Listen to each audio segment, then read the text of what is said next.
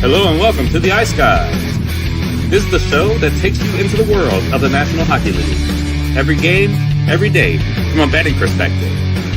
With pro sports handicappers, Ian Cameron, Alex B. Smith, and various guests from the world of hockey and sports betting. And now, here's your host, Ian Cameron. Welcome to the Ice Guys, Thursday, April 24th. Ian Cameron, it's a full house. Look at this. Ian Cameron, Alex B. Smith, Matt Robinson, and it's an ask and you shall receive policy on this show. And Terry Edelman requested, can I come on the Thursday show? It's a Minnesota Wild playoff game day. And I said, why not? Let's get our guy. It's been a while. Terry Edelman joining us here on the Thursday edition of the show. Let's just jump right before we get into the recap. We have to mention it right off the top. It's a BetCast game day.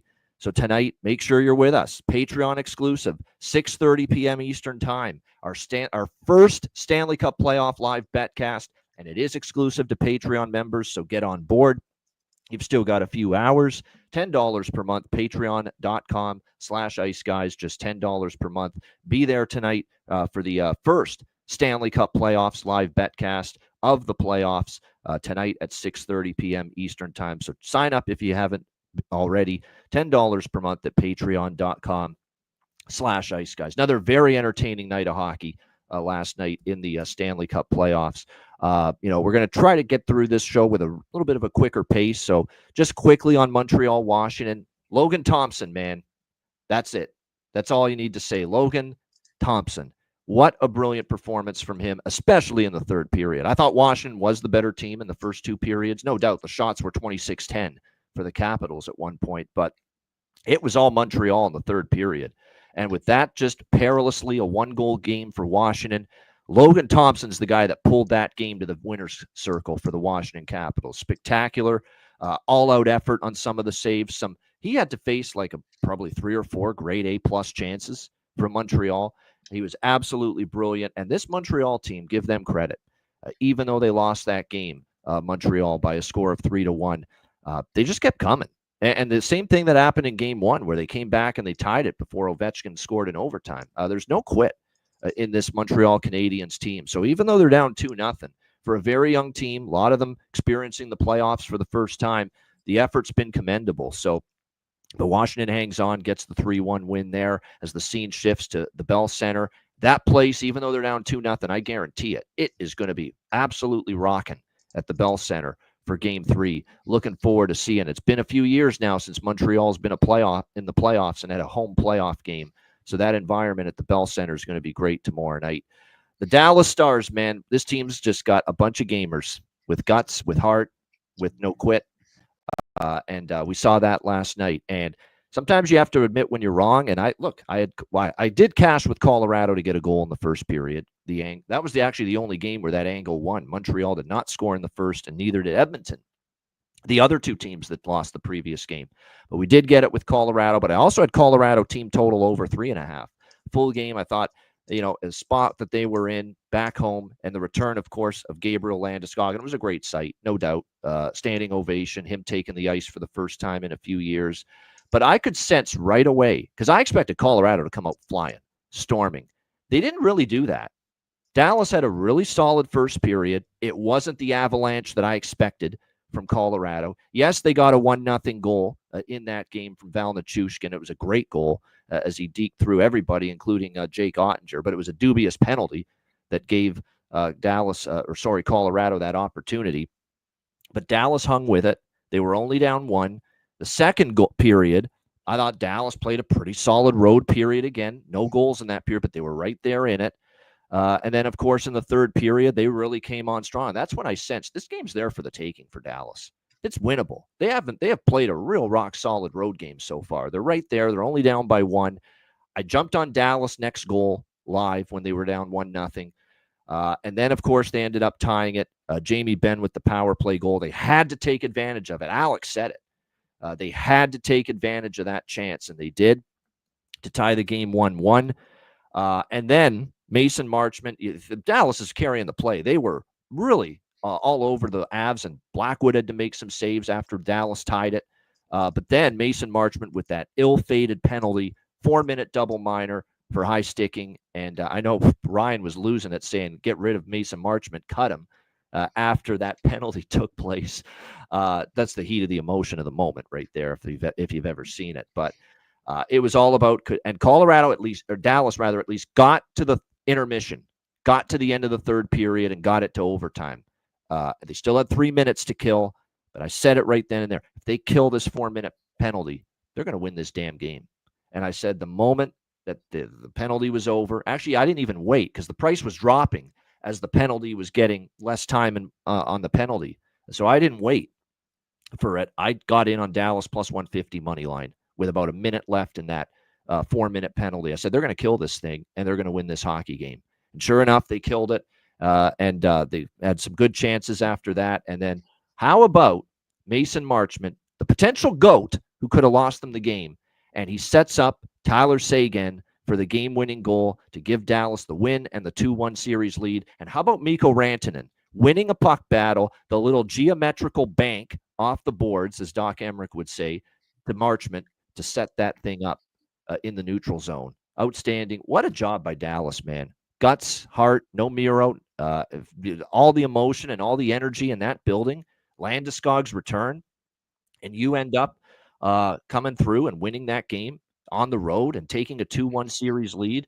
And I know the people that are Colorado fans are making note of the stat that Dallas has barely had a lead in the series. I get it. Okay, they barely had a lead in the series, but Dallas is up 2-1.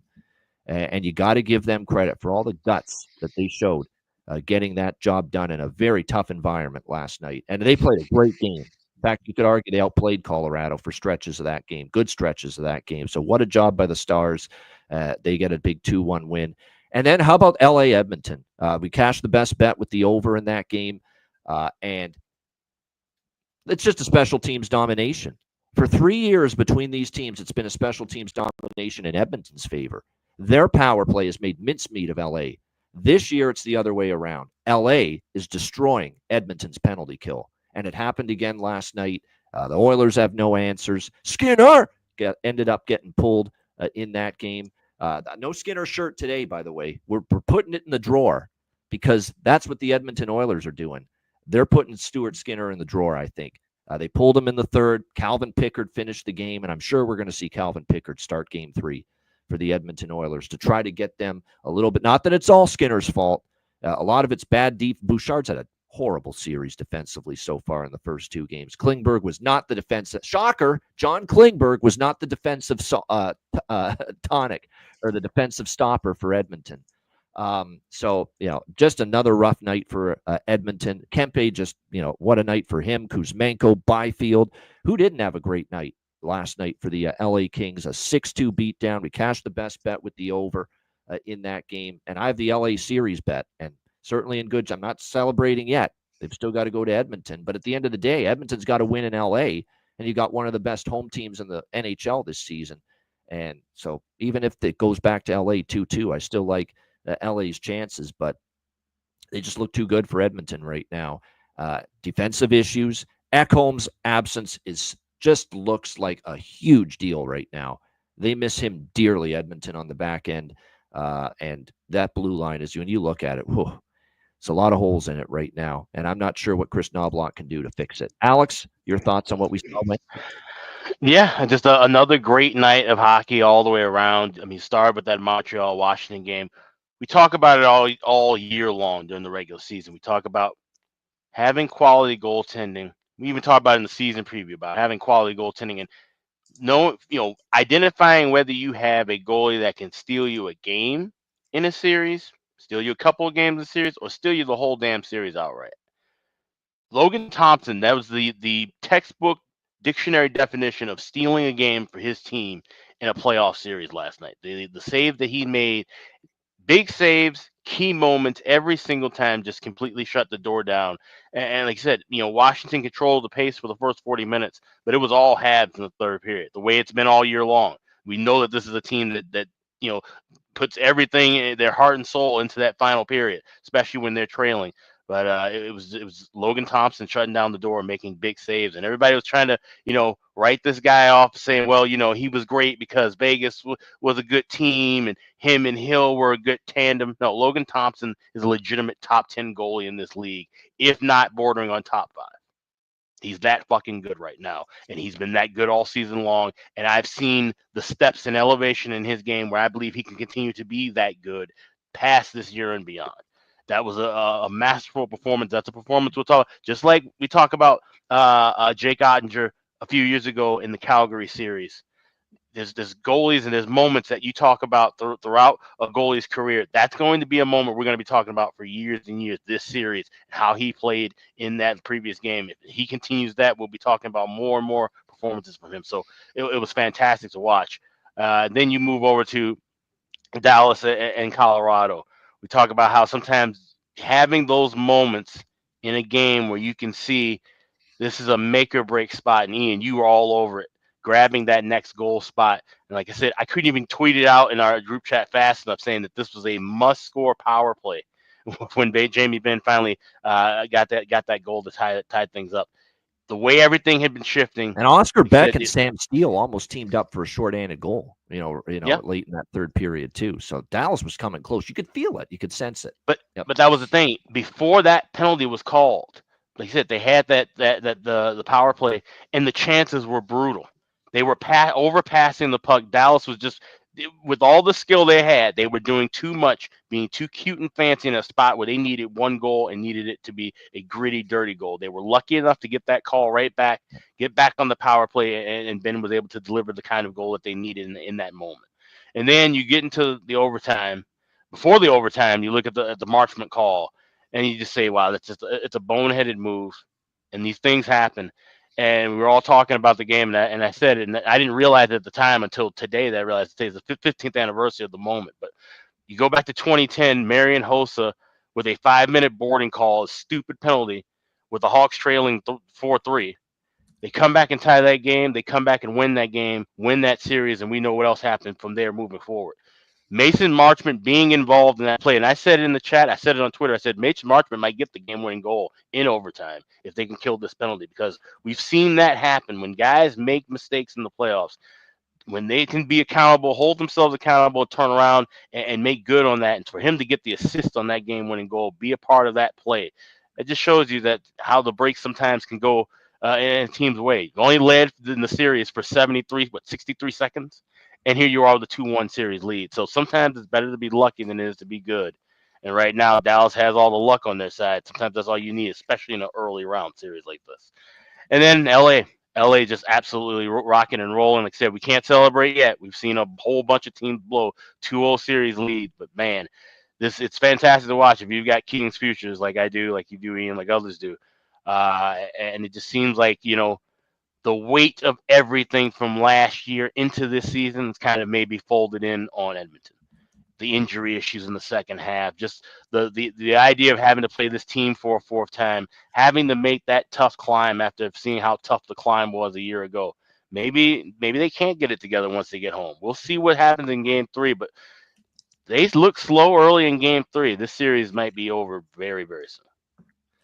It's possible. There's no question. And one thing I've got to say, because I'm going to Matt next, and I know he'll be talking a lot about Dallas, is Esa Lindell, folks. What friggin' – he was like a second goalie for Jake Ottinger last night. I mean, it's the blocked shots on some of the – especially the last Colorado extended power play they had to keep the game alive. What a job. He's been another block shots prop cashes for him, Esa Lindell, and Ryan's the one that first mentioned that. Esa Lindell bet over blocked shots. He is a great candidate for that. And boy, did he have a few big ones down the stretch to help Dallas win that game. And Matt knows all about that. Yeah, no doubt. But yeah, as far as last night went, pretty solid night. Some good games on. Starting with that Caps Canadian game. Don't have too much to add. Did watch that game.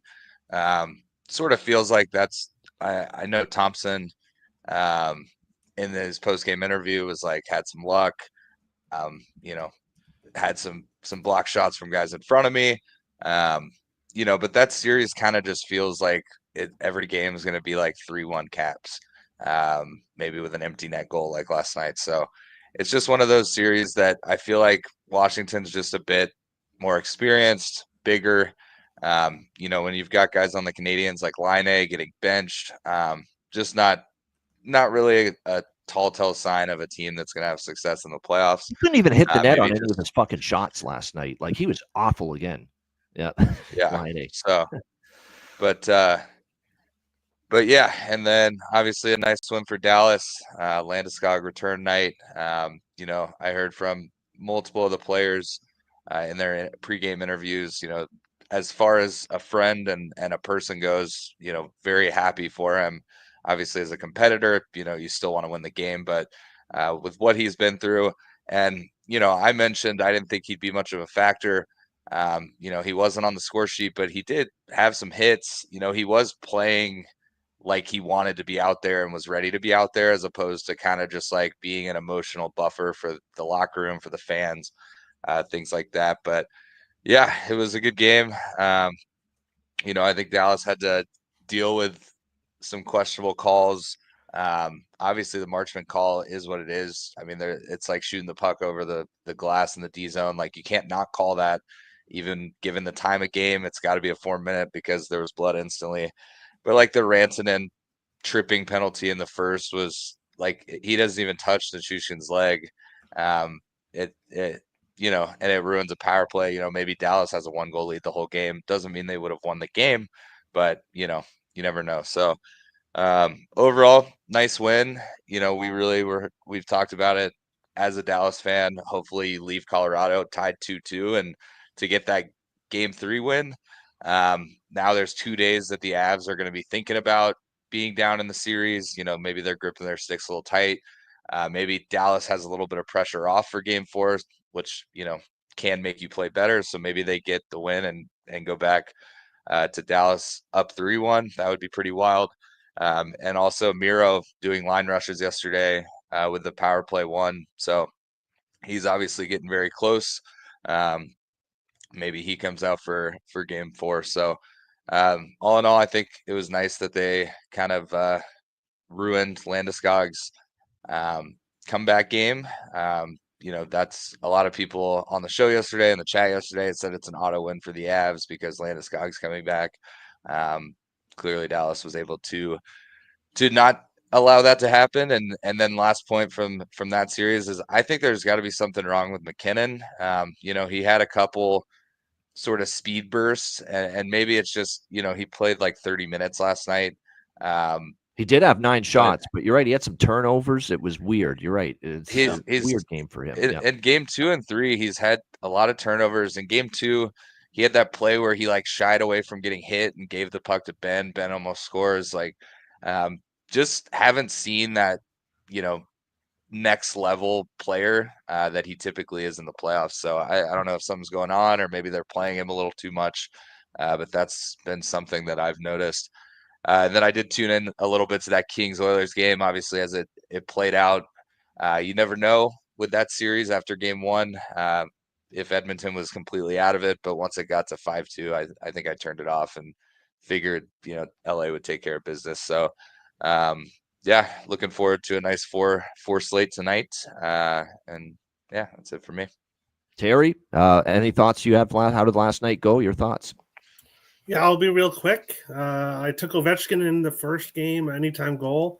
He scored 8 of his last 10 games. Obviously been on a scoring streak, but didn't get a point yesterday. The Caps still finding a way to win that game. So that was a big win for them. Dallas, Colorado, I took the over 6.5. I was a little bit worried, though, looking back at last year's playoff series. And we're kind of seeing history repeat itself here. So last year, Colorado won game 1, a high-scoring game. Dallas won game 2, a high-scoring game. Then they go back to Colorado, and Dallas wins an under in game 3. So as well, game 6 as well. We're seeing the games in Colorado are more lower scoring between these teams, but games in Dallas have been a lot higher scoring, a lot more higher scoring. So I'll be off the over on that one in the next game there. And then the final game just went absolutely perfect for me. I had Kings money line and over 5.5. Regular season games between the Kings and Oilers have gone under, but postseason games between the teams have not gone under. We saw that in game one, continued right in game two, and this Kings team at home.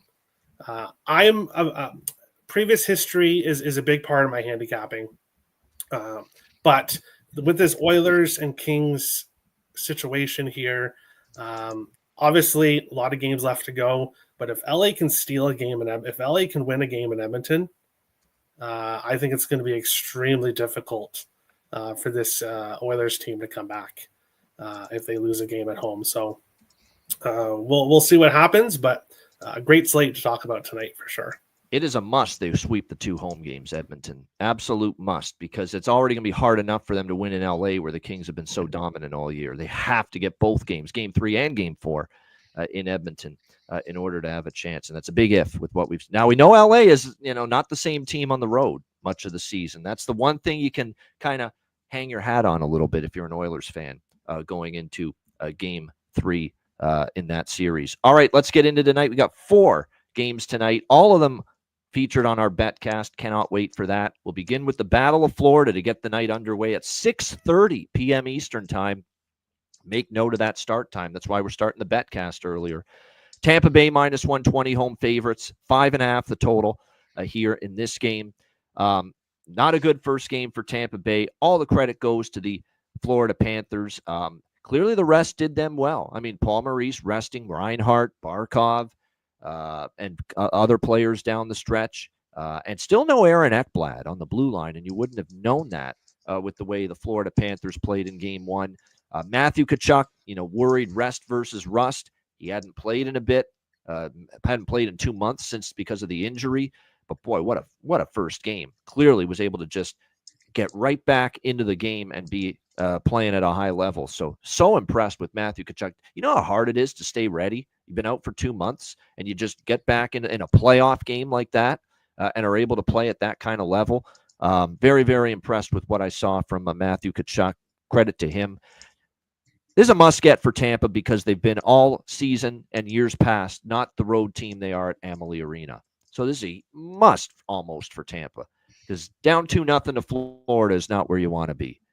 I'm going to take another shot with Tampa money line, but small tonight because I'm a little worried. I'm a little worried about this series now for them. I like the first period looks better with Tampa Bay here tonight to try to get off on the right foot. They got to get the first goal. It's very important. Florida is a bastard of a team to play against when you're trailing them, and they can just lock you down and play that great team defense. And, of course, they've got Sergei Bobrovsky in net.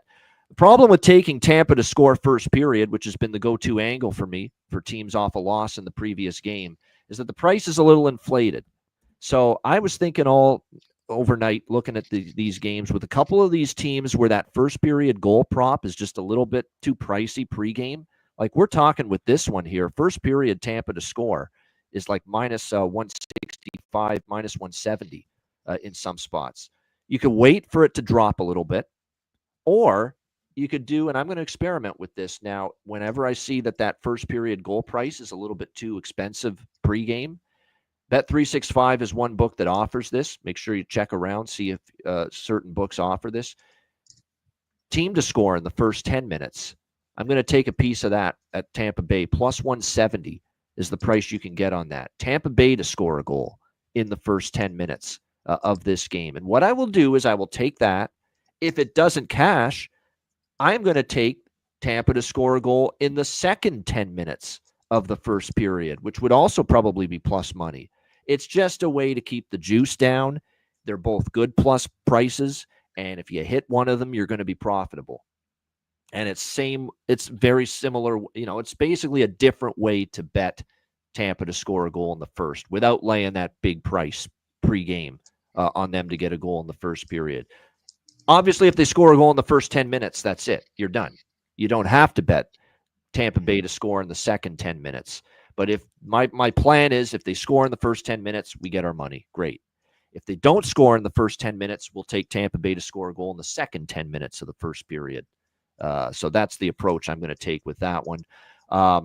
If I don't mind people taking the Tampa first period goal pregame, I just don't love the price enough to bet it pregame. So that's going to be the approach here, and I'm going to take the draw here in this game. It just feels like this could be a draw spot. If Tampa wins, it's going to be a close game. It won't be the blowout. Florida got a blowout against Tampa. I'm not sure Tampa's comfortable or capable of a blowout over Florida, even if they do play much better. So I will take the draw here in this game as well. I think there is a decent chance we see some overtime. Alex, your thoughts here at round 2, Battle of Florida? Yeah, well, I definitely agree with the Tampa looks, especially early. I bet first goal of first period with Tampa plus 125. You can get that at FanDuel. That's a great option too. Yeah, great but option. I do like the 10-minute look as well. And of course, like you said, that's something you can grab in game. Maybe having first goal, first period already. That's something I can look for in that second 10-minute window if we don't cash it within the first 10 minutes. So you can have some fun with that. Also, minus $1.10 for just over 1.5. I did take a shot with that. That's available at MGM and Caesars as well. And then I laid $1.25 with Lightning on the money line. No regulation here. Although I do believe this should be for Tampa to really get back into this series and have a great chance of winning it. This needs to be a blowout game. I would not be shocked to see this be a 3-2 or 4-3 overtime game. But I think for Tampa Psyche, you need to win this game 4-2, 5-2.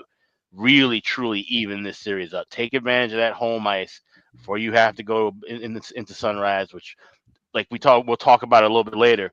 There's a little bit more of a home ice gap here in this Battle of Florida than, say, Battle of Ontario. And Sunrise isn't the old bandbox where it was all blue like it was 3-4 years ago. There's a lot of actual Florida Panthers fans now in the last couple of years that have popped up, and they're loud and proud at home. So this is a must get for Tampa, and I think they got to do it early. So Tampa first goal, first period over 1.5, and Tampa on the money line. Game time decision is the update for Anthony Cirelli, which I did not mention, but yes, game time decision hasn't been ruled out yet. But either way, if he doesn't play, it's a big loss. Two-way center obviously would be a big deal. Nick Paul's got value if he moves up to that spot, because it looks like he would take that position if Cirelli doesn't go with Gensel and Hagel. Gage Gonsalves is a great value prop. Nick mentioned it in the chat. Nick Alvento, I agree. If you're going to get plus 700 on him to score a goal and he's slated to get top-line duty with Point and Kucherov, you got to take it. Even if he doesn't, you got to take that value when you see an opportunity like that. And then on the Florida side, Tkachuk over shots, has been good. And he cashed it the other night, or anything Tkachuk, because he's just a playoff performer. And it's stupid good value, Sam Bennett, for the Florida Panthers. I mean, all this guy is a playoff performer. I mean, you could go goal, you could go assist, even just to get a point. It's a crazy price. It's like plus 130, plus 135 for Sam Bennett to get a point. He is a guy, throw out the regular season stats, couldn't give two shits, couldn't give a crap about what he does in the regular season. He is a guy that elevates 10 times in the playoffs, Sam Bennett. We have seen it often enough. I think it's crazy good value with Sam Bennett props tonight. Matt, what do you think here, Florida, Tampa Bay? This will be an interesting one. I do expect a response out of Tampa. Given how game one went, obviously I lean Florida in the series, but I think if Tampa is going to win any game in the series, tonight's a good opportunity for them. So I'm going to keep it pretty simple and split up Tampa money line minus 120 and Tampa over 3. It's a potential push bet. Obviously, if they win 3-1, you just get your money back. But I'm seeing over 2.5 at like minus 170. But I just want a little safer play at 3 than 3.5 in case it is a lower scoring game. But yeah, I'd expect a response out of Tampa tonight. Do I think they're going to come back and win the series?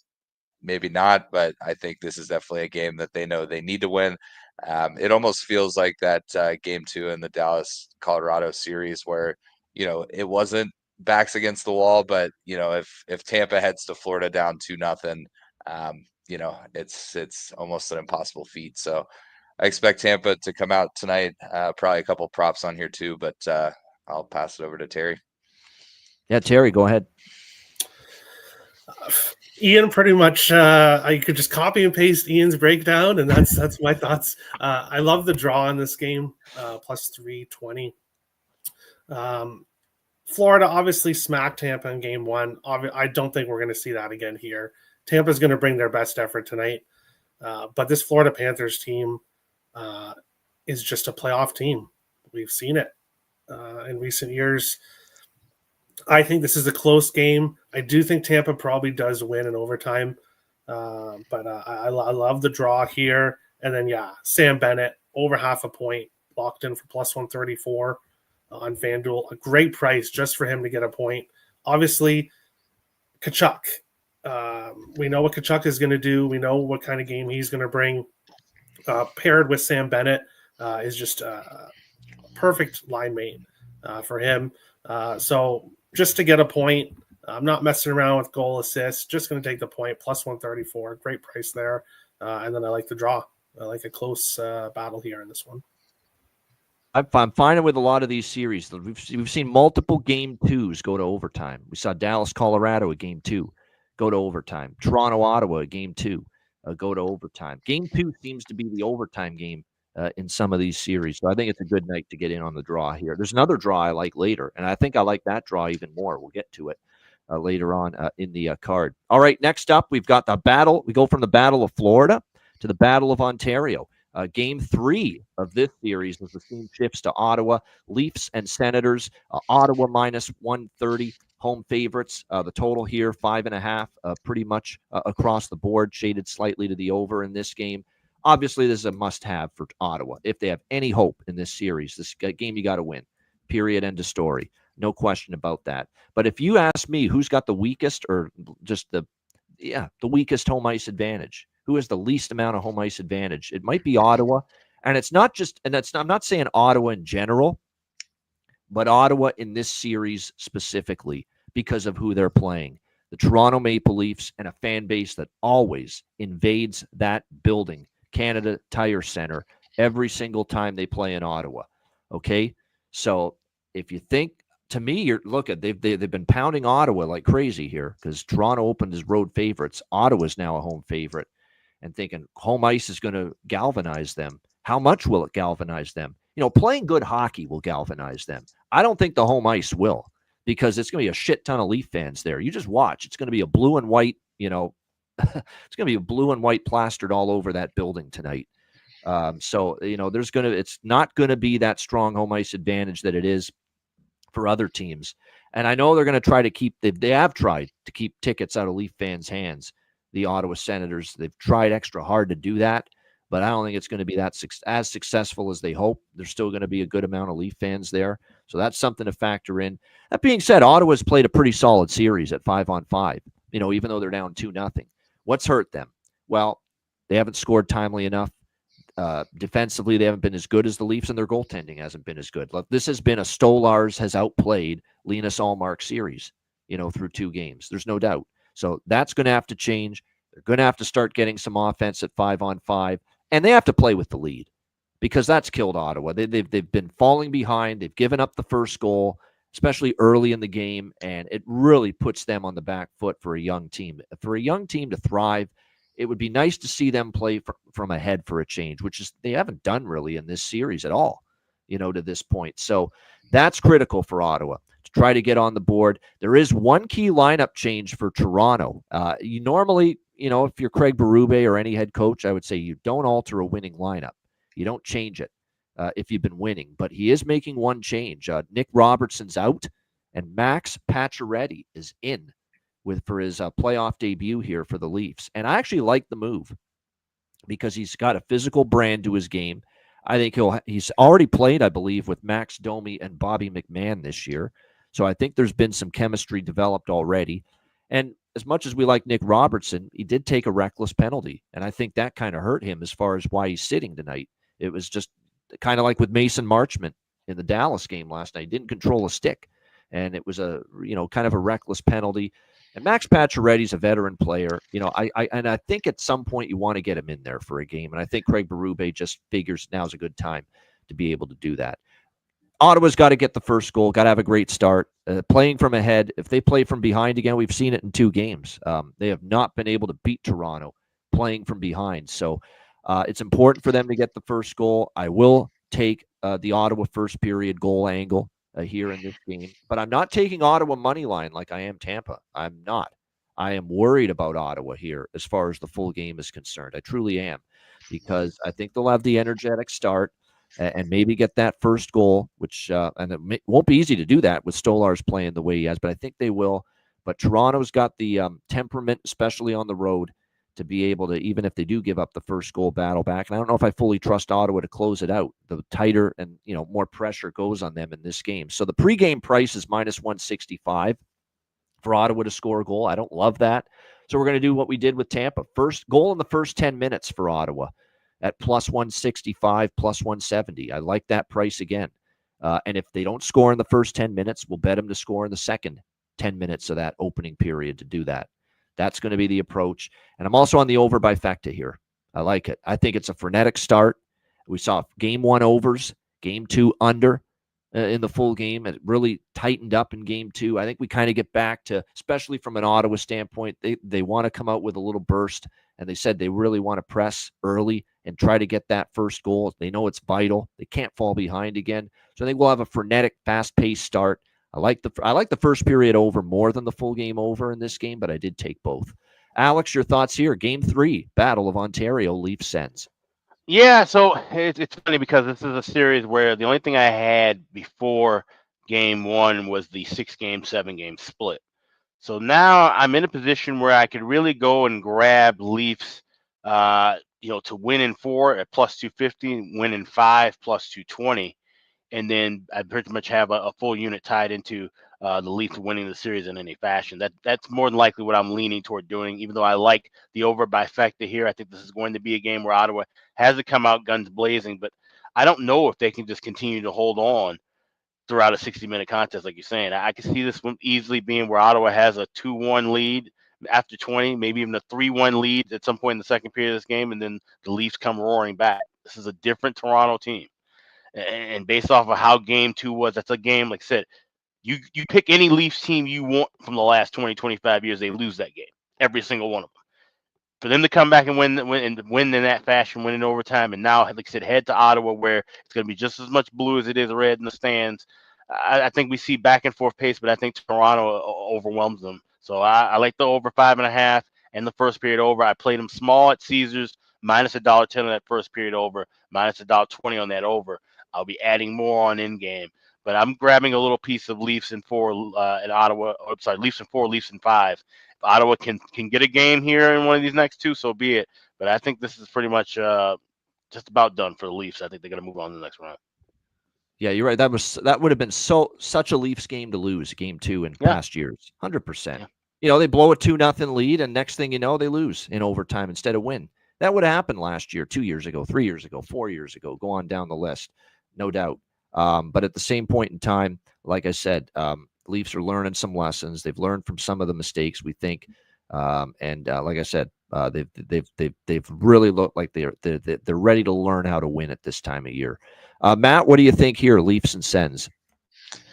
Couldn't agree more. I think I touched on it on Tuesday, but it just seems like, at least against a team with minimal playoff experience as a group like Ottawa, it just seems like the Leafs, I know the game ended up being 3-2 and then needed overtime in game 2, but there wasn't really a point in the game that I'm like, man, the Leafs are definitely going to lose this game. So Leafs +110, I'm going to take a small shot with that. But the bigger play for me is definitely going to be the first period and full game overs. I've kind of gotten away from the same game parlays here in the playoffs because it seems like, I think it worked out for me in that Vegas Wild game 2, where there was 2 goals for the Wild in the first period, and then obviously 6-2 final.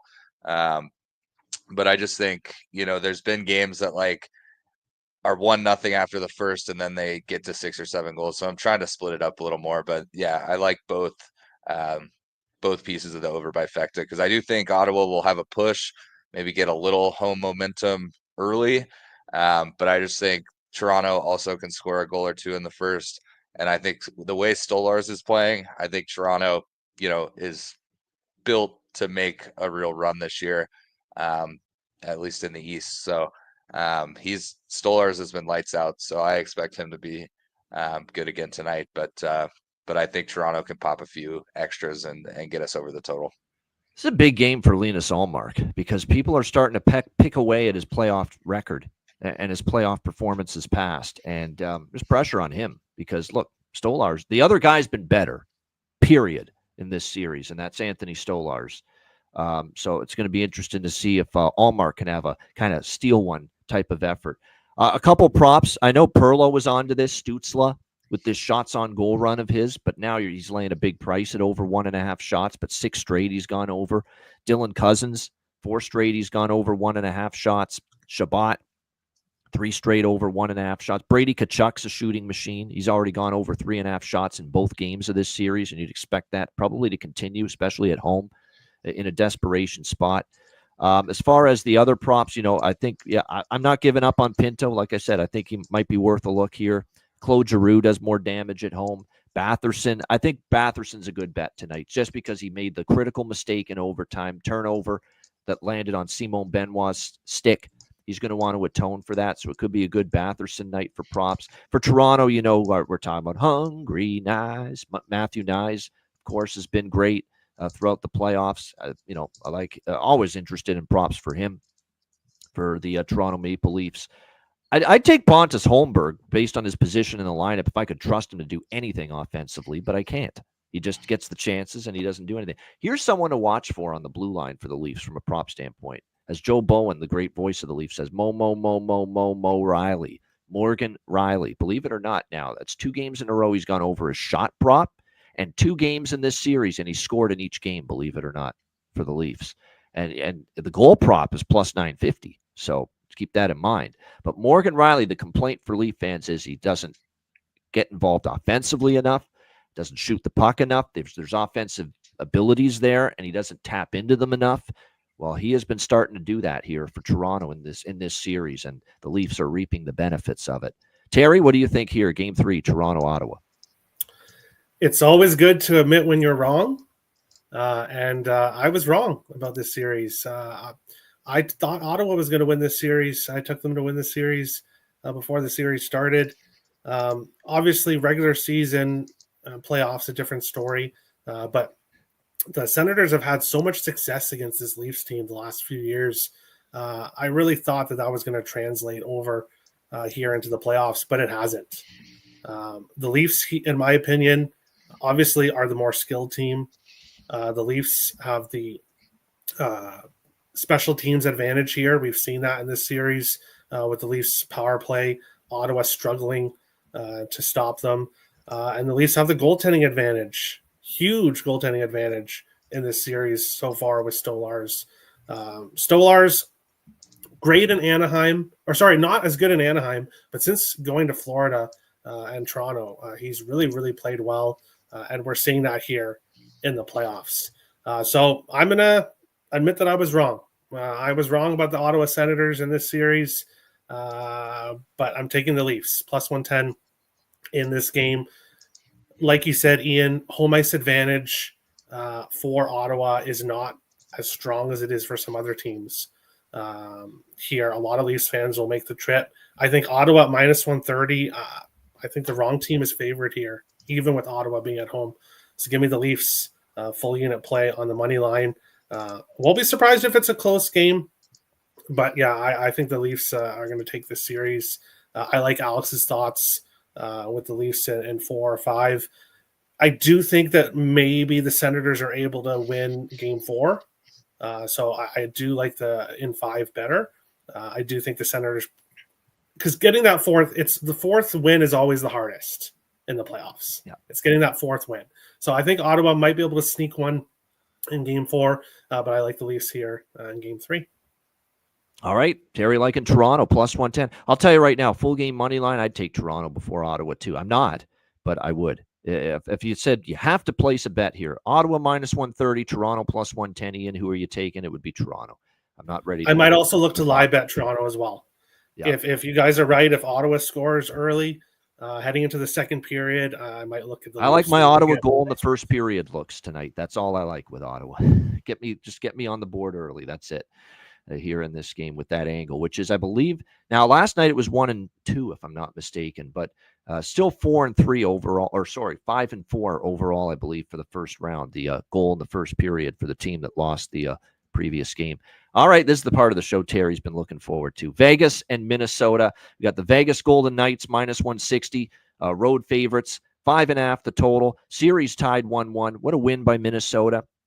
Just jumped on Vegas. And Vegas was awful, but got to give Minnesota credit. They were opportunistic. More magic from Kirill Kaprizov and Matt Boldy. In that, what a sauce pass by Kaprizov to Spring Boldy on that breakaway in the opening period. Just phenomenal stuff. They're going to get all the talk, and they should be, and they've been great. And Vegas could not shut them down in the first two games when Bruce Cassidy's got last line change, the matchup advantages that he wants. And now that's the concern that I have for Vegas for the rest of this series. You couldn't shut this dynamic. This is the one line you got to keep under wraps. You couldn't do it with the last line change and the matchups in your favor at home. Now you got to go try to do it at XL Energy Center when John Hines and the Minnesota Wild are going to have the last line change. And they can dictate who Kaprizov and Boldy play against. That's the concern here for Vegas moving forward in this game and in this series. And not to mention, we got to give the other line credit, too, that's stepped up for Minnesota here. Foligno with Hartman. They've been good. Zuccarello got a nice goal. There's been other guys chipping in, too, for Minnesota. Eichel, I've got the shirt right here, as you can see. Can't find him with a telescope. That was fucking Jack Eichel the other night. You couldn't find him with a telescope on the ice. That's about as bad and invisible and just no impact on the game type of performance as you'll see from Jack Eichel in the playoffs. I mean, he didn't do anything, honestly, in game two. But you got to give Minnesota a little bit of credit for that. I think I've seen enough from Minnesota that I'm not comfortable with Vegas at this price on the road. I'm not. Now, I know they're going to play better. Yeah, I expect that for sure. Because I think they should actually feel embarrassed about that first period was a disaster for Vegas in game two at home. Like they were totally fast asleep. I do think they'll start better. I do think they'll start strong. This is the first period angle for Vegas because they lost the previous game, but there's no way I'm laying the price pregame with them, -175 to get that first period goal. I'm going to go with, again, the first 10 minutes, Vegas to score a goal. You'll get it in that +170 range. I really like that price. If they don't score in the first 10, we'll bet it again in the last 10 minutes of the first period to score a goal. That's the best way to go about it, rather than laying this -170 with them to score in the first. I do like Vegas with that, but I'm coming back the other way, and full game, I'm going to take a piece here, a small piece of this Minnesota Wild team, +140. Because I just feel this is now a bit expensive price for a Vegas team that hasn't been able to shut down the best players on the other side. Now we're going to find it even more difficult to do that with Minnesota having last line change. This was going to be a hammer spot for me with Minnesota had they been down 2-0. So I don't like the spot nearly as much with this series tied 1-1. But I think the value side is Minnesota. +140, I'm taking it. Totals-wise, first two games go over. I've got a weird feeling this is an under. I just do. You get back to XL Energy Center, tight game. What's trouble in you, Gus? Philip Gustafson. I could see him playing well. I think Aiden Hill's going to want a bounce back game. I think Vegas is going to want to clean some things up defensively as well. So, I love my overs, but I just got this feel in my gut that and I've seen this before in the playoffs, 2 overs in one venue. You go to game 3 at the other venue, it goes the other way. And vice versa, where you could have 2 unders in the first 2 games. You change venues to game 3, and it could be an over.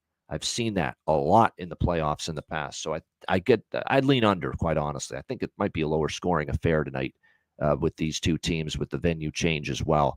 Alex, what do you think here? Game 3. Or no, sorry, Terry first with this one. We're going to go in a reverse order with this one. We're going to start with Terry. You got it for this. Terry, you're Wild. I know they made you very happy in game 2. How do you think they fare tonight? Game 3, back at the XL Energy Center, Vegas, Minnesota. I'm going to try to keep this somewhat brief. We obviously don't want the show to go on a couple hours. But looking at this series, I did a playoff preview, and I said Vegas. I said Vegas should win this series. I thought maybe in 5 or 6 games. If you look at the Wild's previous playoff history, it's pretty simple how to beat this Minnesota team. You shut down Kirill Kaprizov. Now, obviously, that, as we're seeing in this series, is much easier said than done, but teams have been able to do it in previous years. Second, you get the Wild to take stupid penalties. You play around the edges. The Wild don't get the calls they want. I'm not going to start in the officiating, but it's been absolutely awful, not just for the Wild, but in the playoffs in general. And the Wild, players like Foligno, players like Hartman, get pissed off that the refs are not calling these penalties, and they do something stupid, and the refs call it, and the other team immediately scores. I've seen this year after year after year with this Wild team. In the first 2 games of this series, yes, Vegas won game 1, but the Wild have not taken those stupid penalties, and Vegas has not been able to stop Kaprizov and Boldy. And like Ian said, Vegas had the last change. They had the home ice advantage. Now it's coming back here to Minnesota, and people are saying, I get it. Why is this game priced the way it is? And how I look at it, the books are pricing this game based on how the Wild have played the last 2 months heading into the playoffs. If you look at the last 2 months heading into the playoffs, Vegas was the better team. Vegas should be the big favorite here.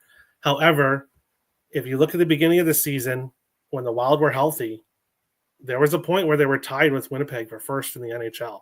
Kaprizov was having potentially an award-winning year, but injuries happened. The Wild got injured, but they're not injured now. They're healthy.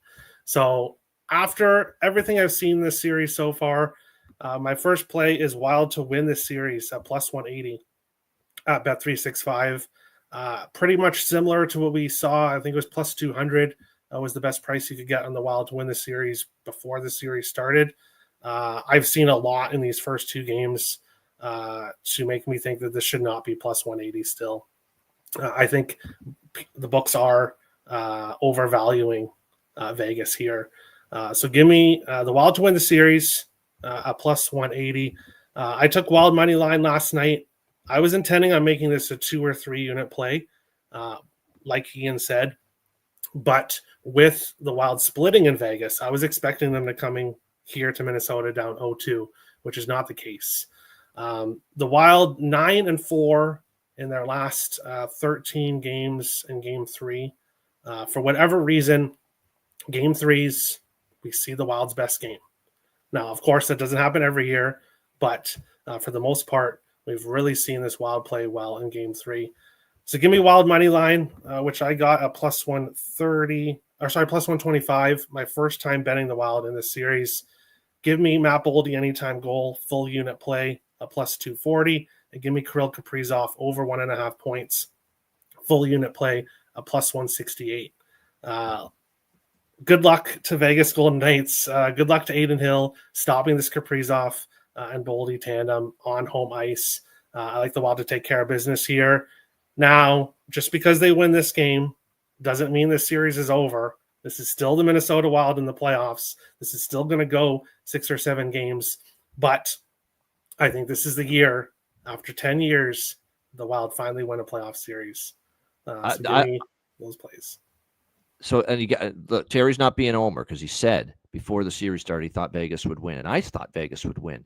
But I've seen enough now not that Minnesota's for sure going to win now. Obviously, that Vegas can still win this series, obviously, and it's still a damn good team, Vegas. But I think we've seen enough cracks in the armor, and Minnesota's got a pathway to win this series now. That's what I'm saying.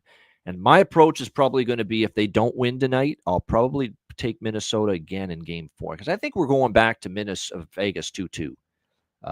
If I had to guess, this is now starting to look like this could be 6 or 7 games now between these two teams. Because, like I said, that concerns the hell out of me that they can't do anything so far against Kaprizov and Boldy. And that was at home with last line change and the matchups in your favor. Now you got to try to do it on the road. Not going to be easy. There's no doubt. Like a lot of those props there, for sure. Matt, we'll go to you next on this one, Vegas, Minnesota.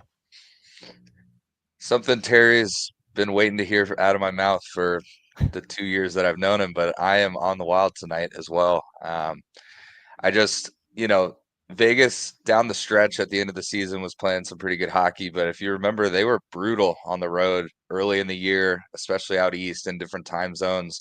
And I've been really impressed with the Wild now that they've got their full healthy lineup.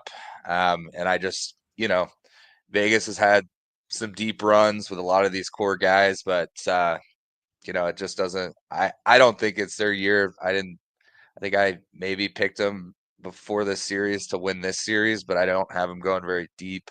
Um, as Terry mentioned, if the Wild win tonight, that doesn't mean the series is over. They're only halfway there. So, but I especially after game 2, it's hard for me not to take this plus 140. I am going to split it up with a Wild over 2.5 because it's a nice price. I think it's like minus 115 on most books. So I'm going to split that up, team total and Wild money line. And then I do have a prop from this game, but I'm going to mention that at the end of the show.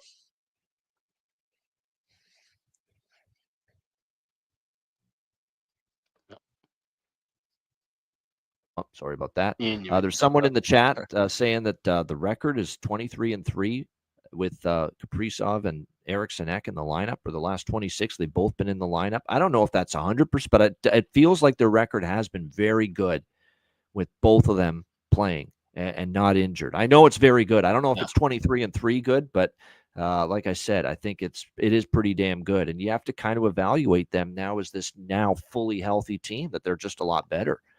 And they showed it. They didn't even play that bad in game 1, quite honestly, even though Vegas won that game. Alex, you're right there in the thick of it in St. Paul. And I'm sure now there's a renewed optimism after game 2. What do you think here tonight for game 3, Vegas, Minnesota? Yeah, absolutely. Like I said, this has been a well-played series by the Wild, even with it being 1-1. Like I said, game 1 was not bad, a bad contest. And certainly game 2, you got the result and on top of playing well. So now you come back here, you get the momentum on your side. Like I said, this isn't something we see too often. Usually the case is Minnesota's down 2-0. You come home for game 3, and then it's a slam dunk Wild spot. Crowd goes crazy. They get on the board early. They score, and then everything else happens from game 4 and beyond. This seems like it could be a spot, and it's funny because how everything played in game 2 was exactly how I thought game 3 would go. Like I said, Wild jumped out to an early lead, just completely swarmed Vegas, made timely saves, and never let up the pace. Even when Vegas came back, they still kept the pace as if they didn't have a lead, and that's got to be the key for Minnesota. They have to continue to play that way whenever they do have a lead, or even if the game's tied. That passive kind of sitting back that the Wild would tend to do in the playoffs. You can't afford to do that at any point in this time, especially against Vegas. Even with this being a weaker than usual Vegas team, they are still dangerous. They still have those forwards that can just come in out of nowhere and all of a sudden get a goal past you. They're a very sneaky team still at the end of the day. So Minnesota has to come out guns blazing. And I think they do. I like Minnesota to get the first goal of the first period. I'm looking, and you can lay 135, just go with them to score in the period overall. But at plus 155, I'm willing to take a shot with first period, first goal with Minnesota. But at that point, I will be looking to hammer this in game. At that point, I'd be looking to grab Vegas next goal. I'll probably be looking to grab some of Vegas plus money in game, especially if this game is tied, say, around the second period. So there's ways where I'll be looking to kind of chip back and forth. But I think this game goes to overtime, just like we saw in game 2. I do have the draw plus 320, and I have 3-3 correct score as a small bite. You got the plus 1,500 at FanDuel. What happens in OT, I'm not sure. Now, my gut feeling would be that Vegas wins this and goes on to the 2-1 series price. And the reason I don't need to bet anything as far as Vegas money line or team total or anything pregame is because I already made a bet before the series.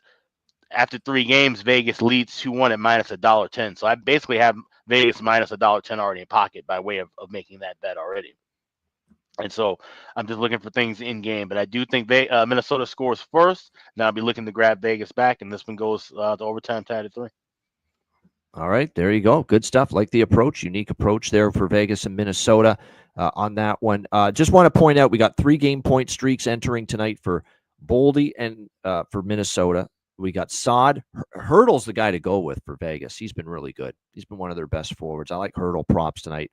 for the Golden Knights. Saad, 3 straight games with a point. Hannafin from the blue line, 3 straight games with a point as well. Obviously, Boldy and Hurdle are on 3-game goal streaks as well, entering this game tonight, including both games in this series so far.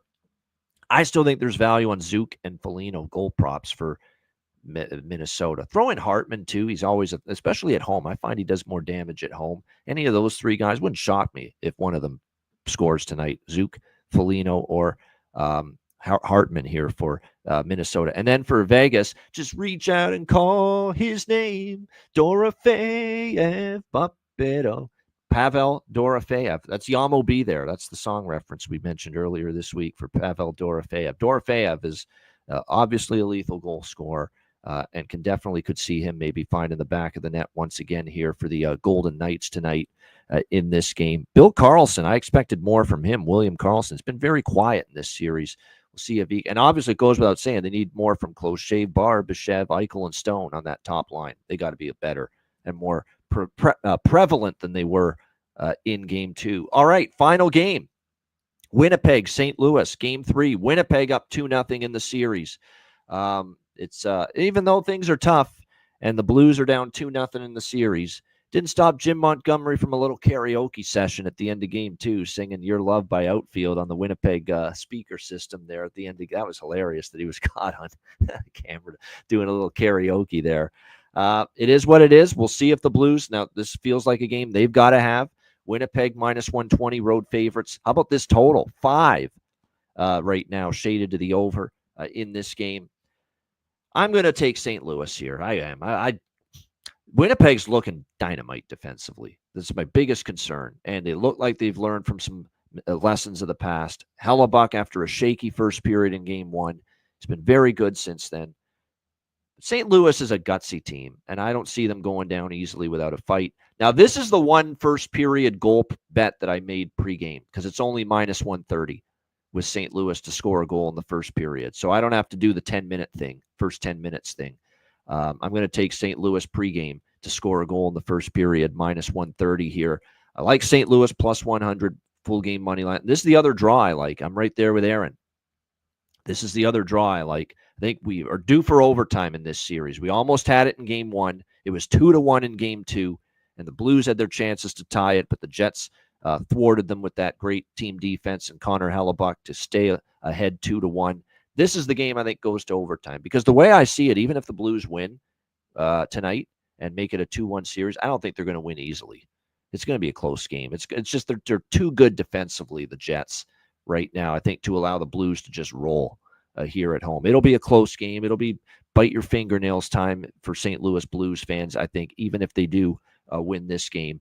But I do like St. Louis to get the job done here. And let's not forget, guys, I think I haven't even seen anybody really talk about this or mention this. The Blues are on a 12-game home win streak entering tonight, going back to the regular season. They've won 12 in a row at Enterprise Center in St. Louis. Now, a lot of that was obviously, they were all regular season games and the red-hot run that they went on to get into the playoffs. But still, 12 straight home wins for the St. Louis Blues entering tonight. They played great hockey here in this building. I think they'll be galvanized by the fans. So there you have it. Blues first period goal, minus 130. Blues money line, plus 100. Plus 110 I got, but it's down to plus 100. Draw in this game at plus 310 is the best price out there with the draw here. And I have to do it because the total's a 5. I have to sprinkle on the over here at 5. I just do. I mean, we've already seen it, I think, twice in the playoffs, haven't we? These totals of 5, and they've gone over the total. This is just one of those, I see a 5, I'm betting an over. That's really the analysis. I have nothing more to add other than that. I see a 5, I'm going to be betting an over because most of these 5s with totals in the NHL down the stretch of the regular season and so far here in the playoffs, they've gone over the total when it's been set at 5. We'll see if that happens again tonight. Alex, final game. What do you think here? Winnipeg, St. Louis.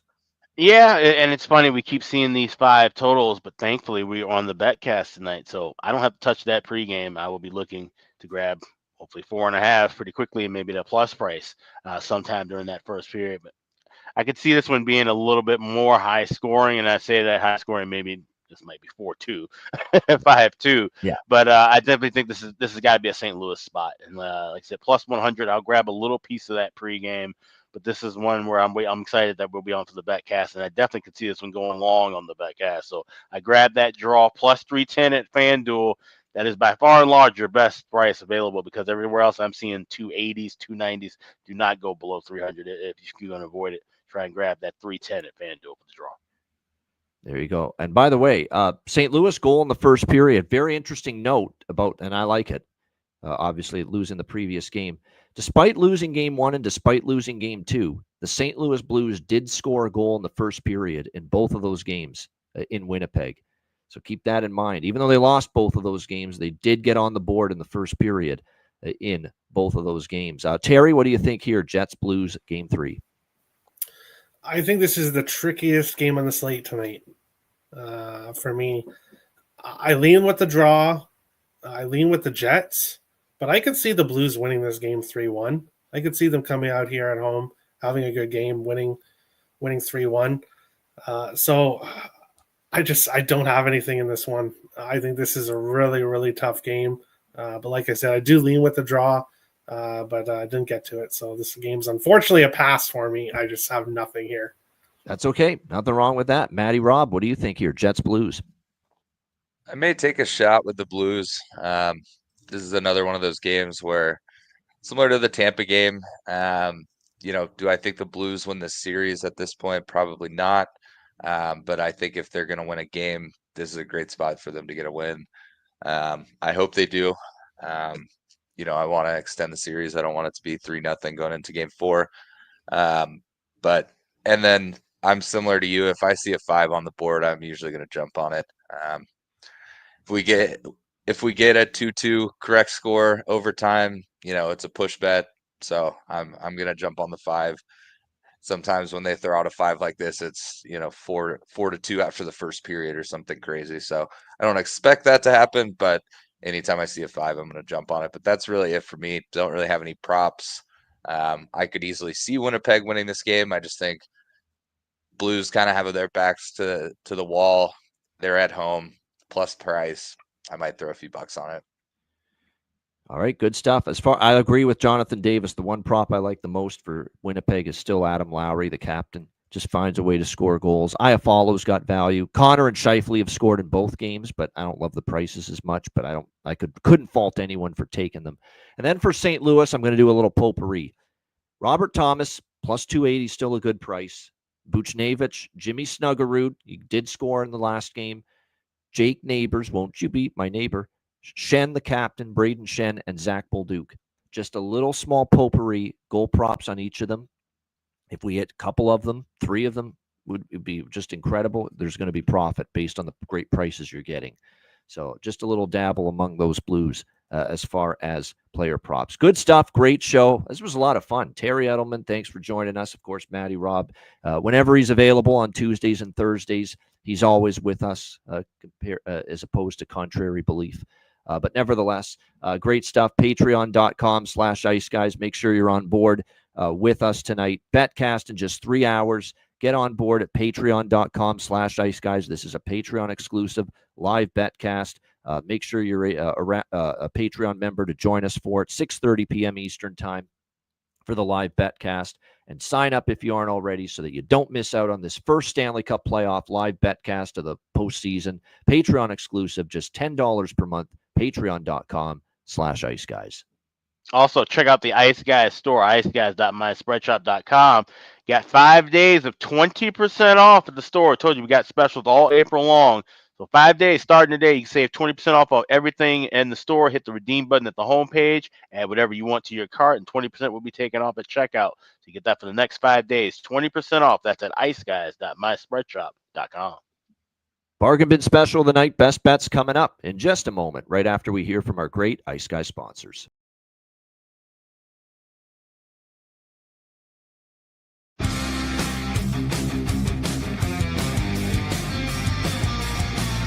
Support for the Ice Guys podcast is provided by Boston Hemp Incorporated, Tailgater Social, And a big thank you to all that subscribe to the Ice Guys Patreon page.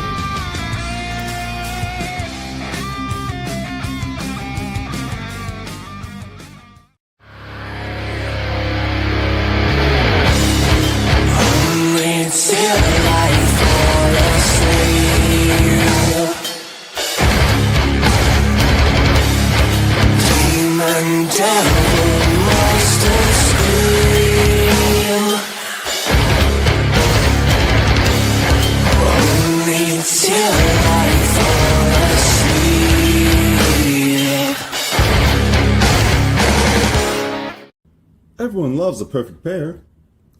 Bacon and eggs. Thunder and lightning. Mario and Luigi. A hot dog with fries. Ian and Alex B. That's right. Everyone loves a perfect pair. So why not pair up your game nights with Boston Hemp? From exotic flower to concentrates and edible products. You'd be hard-pressed to find a better pairing than Boston Hemp and hockey. Check them out today at bostonhempinc.com. That's bostonhempinc.com. Boston Hemp Incorporated, the official smoke sponsor of the Ice Guys. Void where prohibited by law. Not available outside of the United States. Must be 21 or over to obtain products. Check your local regulations to see if Boston Hemp is available in your area.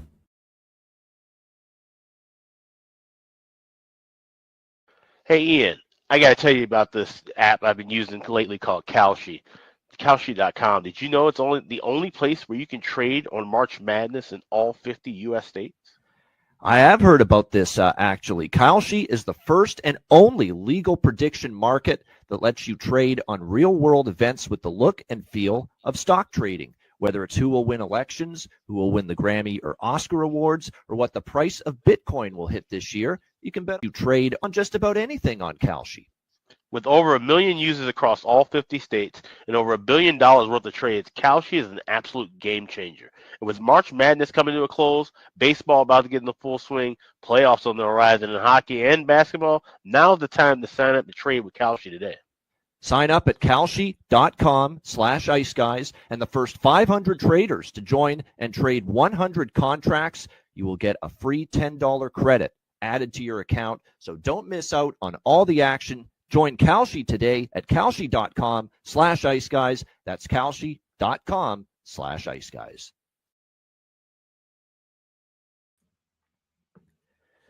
Shout out to all our great sponsors, Boston Hemp Inc., 20% off using the promo code IceGuys at bostonhempinc.com. And, of course, check out the great trading platform, kalshi.com/iceguys. All right, bargain bin special of the night. Alex, what do you like for bargain bin special? Yeah, we'll head up the street to XL Energy Center. You got Vegas taking on the Wild. Huge Game 3 matchup. And we always talk about some of those guys who go under the radar, don't really get named all too often. And when you're looking at the key players for either side, looking at the Vegas Golden Knights, I'm looking at Brett Howden. You can get him anytime goal scorer. BetMGM has him plus 650. FanDuel has him at 6-1. A couple of the books 5-1. So shop around for the best price. But I like Brett Howden to get on the score sheet tonight, and I think he can come through with a big goal for VGK on the road. So Brett Howden plus 650 anytime goal scorer for my Thursday bargain bin special. There you go, Brett Howden for the Vegas Golden Knights bargain bin special of the night for Alex B. Smith. Matt, what do you got for bargain bin special? Yeah, I'm actually going to be in that same game. Different team, though, which might make Terry happy. But there's a guy that's hasn't really had the spotlight points-wise in the first 2 games. He was +3 in Game 2, but has no points in the series yet. But he's playing on the top line with Kaprizov and Boldy. Give me Eriksson Ek over 1.5 points. I'm seeing it at like +350, +375 in some books. I think he chips in offensively. He's on their first power play unit. He's had 7 shots in the series, and I think he gets 2 points tonight, whether it's a goal and an assist, a couple assists. But Eriksson Ek over 1.5 points. All right, Joel Eriksson Ek, Minnesota Wild, over 1.5 points for Matt Robinson's his bargain bin special. Terry, good to see you. Bargain bin special. Well, I hate to choose the same game as those guys, but you guys probably knew that this was coming. Don't worry, my best bet's not in this game. But, yeah, give me a Kirill Kaprizov over half an assist. and Matt Boldy, anytime goal. Hold on one second. I had the wrong thing in there. I just want to make sure that is right. Yes, plus 350. There we go. Kaprizov assists, Matt Boldy, anytime goal, plus 350. We've seen in both the first 2 games in this series. I don't see it changing here in game 3. And it goes perfectly with Matt's bet too. So, all right, there you go. Good stuff for Terry with his bargain bin special. And mine, look, it's been tough sledding with the bargain bin special here in the playoffs. So, we're going to, usually I like to see players that are performing in the postseason before betting them. I just feel because a lot of his production down the stretch of the regular season came at home. It's a big spot for him and his team. They got to win this or they're going home. I'm going to take Zachary Bolduc, St. Louis Blues, plus 425. He's done a lot of his offensive scoring damage at Enterprise Center. And, of course, that's where they are back tonight. I think it's worth a look. Zachary Bolduc, St. Louis, plus 425 for my bargain bin special of the night. All right, best bets. Alex, what do you like for best bet? Yeah, let's go to that Battle of Florida, and I do think we see goals early, especially from Tampa Bay, but we're going to go with that first period over. 1.5 minus $1.10. I think that's great value. There's no reason why Tampa Bay should be leaning back, playing conservative early in this contest. They need to press the tempo, press the action. So Bolts and Panthers, first period over 1.5 minus $1.10, available at Caesars and BetMGM. It's my best bet for Thursday. Panthers Lightning over 1.5, first period. Best bet for Alex B. Smith. Matt Robinson, best bet. What do you have? Going out to the Battle of Ontario. Similar sentiment. I think Ottawa needs to come out and press, but I wouldn't be surprised if Toronto scores a goal or 2 in the first. So I'm taking that Toronto-Ottawa first period over as my best bet for tonight's game. All right. I like that one. Toronto-Ottawa first period over for Matt Robinson with his best bet. Terry Edelman, great to have you back on the show. What do you got for best bet? Yeah, give me Leafs on the money line. The wrong team is favored, in my opinion, here. Leafs with the special teams advantage, Leafs with the goaltending advantage. And the Senators don't really have home ice advantage as much as other teams in this spot. So give me the Leafs as a dog. I think they should be a favorite here in this one. All right, Toronto, plus 110 against Ottawa to take a 3-0 series lead for Terry Edelman with his best bet. And my best bet, it's the last game we talked about, Jets and Blues. I'm going to go with the Blues, but I'm going to go with the first period goal, minus 130 for the St. Louis Blues. That'll be the best bet. I like it. This is my favorite first period goal of any of the 4 games tonight. Blues, I think, at home can find the back of the net, and they've scored in the first period in each of the first 2 games in Winnipeg in this series. I think they can do it again in a game that they pretty much have to have. St. Louis, goal in the first period, minus 130. For my best bet here for this Thursday edition of the show. Shout out to everyone in the chat. Betcast tonight, 6:30 p.m. Eastern. Get to that Patreon page and sign up at patreon.com/IceGuys to be a part of the Betcast tonight. A reminder, the Ice Guys is live 7 days a week, Monday to Friday, 2 p.m. Eastern, Saturday and Sunday, noon Eastern. If you can't watch the show live, download the Ice Guys podcast in audio form on all major podcast providers. For Alex B. Smith, for Matt Robinson, for Terry Edelman, I am Ian Cameron. Have a great Thursday. We'll see you in just 2.5 hours, or 3 hours, I should say, 3 hours for the Patreon exclusive Stanley Cup Playoffs live betcast, and back again tomorrow on Friday at 2 p.m. Eastern as well for another edition of the Ice Guys.